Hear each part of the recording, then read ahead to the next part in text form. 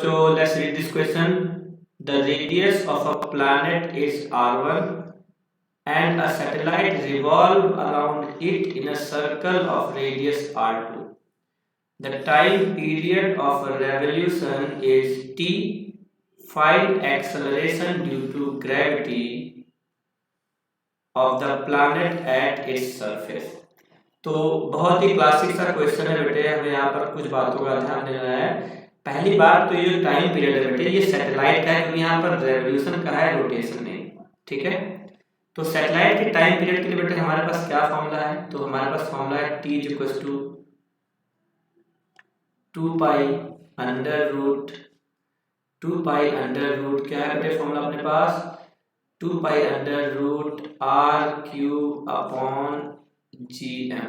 ये है बेटे सैटेलाइट का टाइम पीरियड। अब लेकिन यहाँ पर सैटेलाइट किस रेडियस में घूम रहा है बेटे?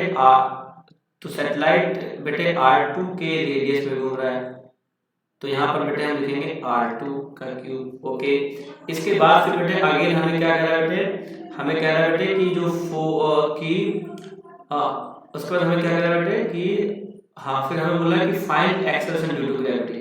तो एक्सेलरेशन ड्यू टू ग्रेविटी के लिए बेटे हमारे पास क्या कोई ऐसा फॉर्मूला है? Small g equals to gm। Surface के लिए बेटे हम लगाते हैं बेटे सिर्फ r स्क्वायर, लेकिन सैटेलाइट का रेडियस क्या है बेटे r1 है, तो हम यहाँ लिखेंगे बेटे r1 का स्क्वायर। That's it. क्या यहाँ से बेटे हम आराम से gm की वैल्यू, क्या हम यहाँ से gm इक्वल टू लिख सकते हैं gr1 का स्क्वायर? यस बेटे लिख सकते हैं, और ये वैल्यू इधर इक्वेशन 1 में फीड कर देंगे।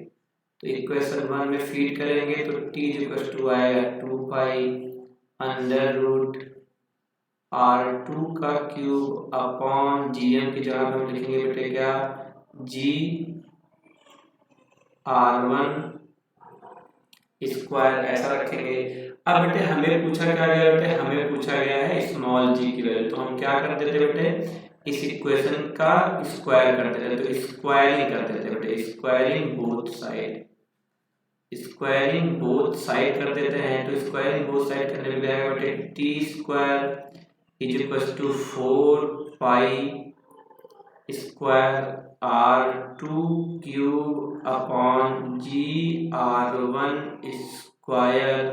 तो यहाँ से बेटे स्मॉल g क्या आएगा?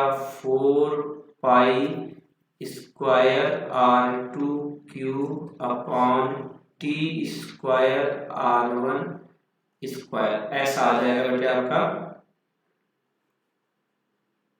Answer. So I hope you understand it well.